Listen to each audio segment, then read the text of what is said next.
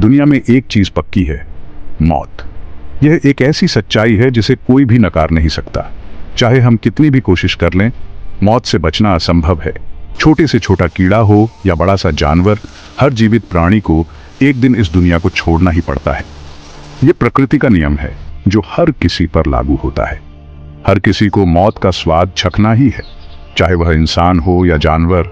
हर किसी की जिंदगी का अंत एक ही है। यह एक ऐसा सत्य है जिसे हम सभी को स्वीकार करना पड़ता है। ये अल्लाह का हुक्म है जो सबका मालिक और पालने वाला है। अल्लाह ने ही हमें इस दुनिया में भेजा है और वही हमें वापस बुलाएगा। ये उसकी योजना का हिस्सा है। इस्लाम जिंदगी जीने का एक पूरा तरीका है जो हमें इस सच्चाई को समझने और मानने में मदद करता है। इस्लाम हमें सिखाता है कि मौत के बाद की जिंदगी भी उतनी ही महत्वपूर्ण है जितनी इस दुनिया की जिंदगी। मौत अंत नहीं है, बल्कि एक बदलाव है। इस दुनिया से हमेशा वाली दुनिया में जाने का रास्ता। यह एक नई शुरुआत है जहां हमें हमारे कर्मों का फल मिलेगा। ये अल्लाह के प्लान का जरूरी हिस्सा है जो दुनिया की बनावट में ही शामिल है। अल्लाह ने हर चीज को एक मकसद के साथ बनाया है और मौत भी उसी योजना का हिस्सा है। कुरान, इस्लाम की पवित्र किताब, मौत के बारे में बहुत कुछ बताती है, हमें इसकी अहमियत याद दिलाती है और इसके मतलब पर सोचने के लिए कहती है।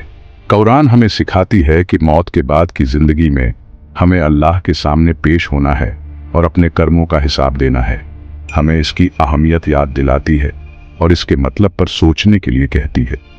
ये हमें प्रेरित करती है कि हम अपनी जिंदगी को सही तरीके से जिएं और अच्छे कर्म करें ताकि मौत के बाद की जिंदगी में हमें अल्लाह की रहमत मिले। अल्लाह सबसे समझदार कुरान में कहते हैं, हर जान को मौत का मजा चखना है और कयामत के दिन ही तुम्हें तुम्हारा पूरा बदला मिलेगा। कुरान 3:185। ये आयत बताती है कि मौत सबके लिए है और कयामत के दिन का जिक्र करती है जब हर किसी को अपने कामों का हिसाब देना होगा। दूसरी आयत कहती है, तुम जहां भी हो मौत तुम्हें आलेगी, अगर तुम ऊंचे मजबूत टावरों में भी क्यों ना हो। कुरान 4:78। ये आयत बताती है कि मौत से कोई बच नहीं सकता, चाहे वो कितना भी सुरक्षित क्यों ना हो। अल्लाह ने अपनी पूरी समझदारी से मौत को एक मकसद से बनाया है। ये हमें याद दिलाती है कि हम हमेशा के लिए नहीं हैं। हमें दुनिया के झमेलों से दूर रहकर अपने बनाने वाले के करीब जाना चाहिए। मौत सिखाती है कि यह जिंदगी कुछ पल की है, एक अस्थाई घर है और हमारा असली घर आखिरत में है। मौत हमारे ईमान और कामों की भी परीक्षा है। यह हमें अल्लाह की मर्जी के आगे झुकने और अपनी जिंदगी के हर पहलू में अच्छाई करने का मौका देती है। पैगंबर मोहम्मद सल्लल्लाहु अलैहि वसल्लम, अल्लाह के आखिरी रसूल, ने भी मौत के बारे में बहुत कुछ बताया। एक हदीस में उन्होंने कहा, मौत को याद रखो जो हर खुशी को खत्म कर देती है। तिर्मिजी। यह हमें याद दिलाता है कि दुनिया की चाहतों में न डूबो, बल्कि उस पर ध्यान दो जो असल में मायने रखता है, अल्लाह को राजी करना। दूसरी हदीस कहती है, दुनिया ईमान वाले के लिए जेल है और काफिर के लिए जन्नत। मुस्लिम। ये जिंदगी और मौत पर ईमान वालों और काफिरों के अलग अलग नजरिए को दिखाता है। इस्लाम में जिंदगी को एक सफर, एक इम्तिहान और आखिरत की तैयारी माना जाता है। मौत अंत नहीं है, बल्कि एक बेहतर जगह पर जाने का रास्ता है। इस दुनिया में हमारे काम तय करेंगे कि हमारा आखिरत में क्या होगा। जैसे एक स्टूडेंट को स्कूल में उसकी समझ देखने के लिए इम्तिहान दिया जाता है, वैसे ही हमें इस जिंदगी में कई तरह की परेशानियों और मुसीबतों से आजमाया जाता है। मौत सबसे बड़ा इम्तिहान है जो हमारे दुनियावी इम्तिहान का अंत है। सब्र की खूबसूरती, ईमान के साथ मौत का सामना। ईमान और सब्र के साथ मौत का सामना करना किसी के ईमान की मजबूती का सबूत है। यह एक ऐसा समय होता है जब इंसान की आस्था और विश्वास की असली परीक्षा होती है। जब एक ईमान वाला समझता है कि मौत एक बेहतर जगह पर जाने का रास्ता है, तो वो हिम्मत और इज्जत के साथ इसका सामना करता है। ये समझ उसे एक अनोखी शांति और संतोष प्रदान करती है। कुरान ईमान वालों को तसल्ली देता है। ये उन्हें याद दिलाता है कि यह दुनिया अस्थाई है और असली जीवन तो आखिरत में है और हम तुम्हें जरूर आजमाएंगे, कुछ डर से, कुछ भूख से, कुछ माल और जान और फलों के नुकसान से, लेकिन यह सब्र और ईमान की परीक्षा है।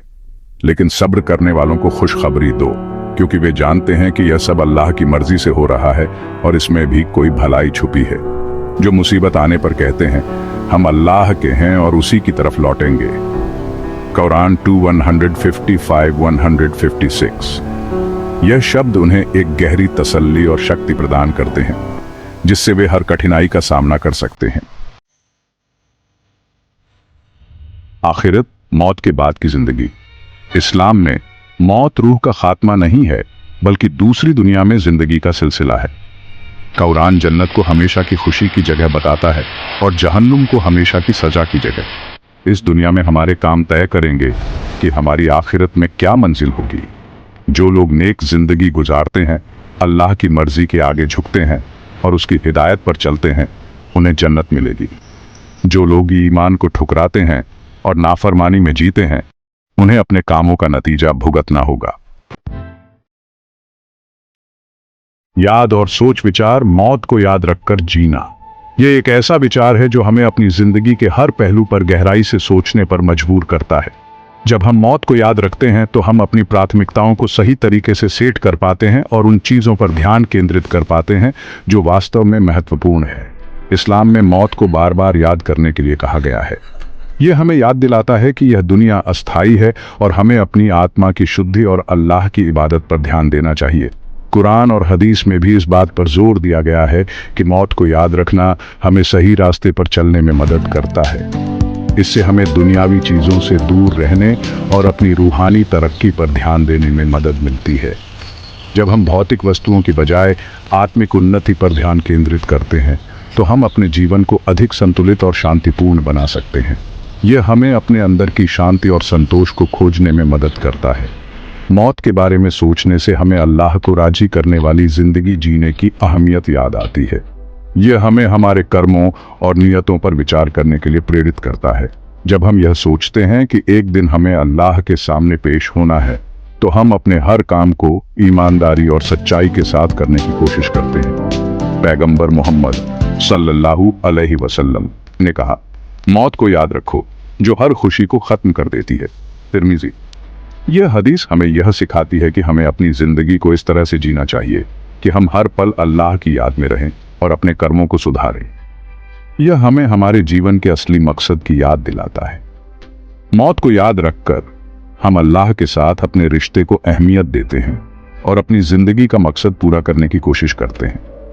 यह हमें हमारे जीवन के हर पहलू में अल्लाह की मौजूदगी को महसूस करने में मदद करता है।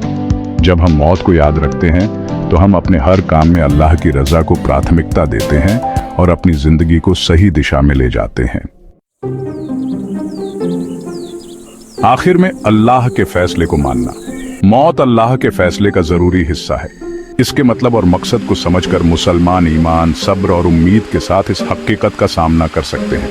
जिंदगी एक अनमोल तोहफा है और हमें इसे समझदारी से इस्तेमाल करना चाहिए।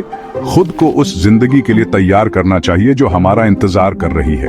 अल्लाह हमें अपने फैसले को समझने की तौफीक दे और हमें ऐसी जिंदगी जीने दे जिससे वो राजी हो। हम इस दुनिया से ईमान से भरे दिल और आखिरत की चाहत रखने वाली रूह के साथ जाएं।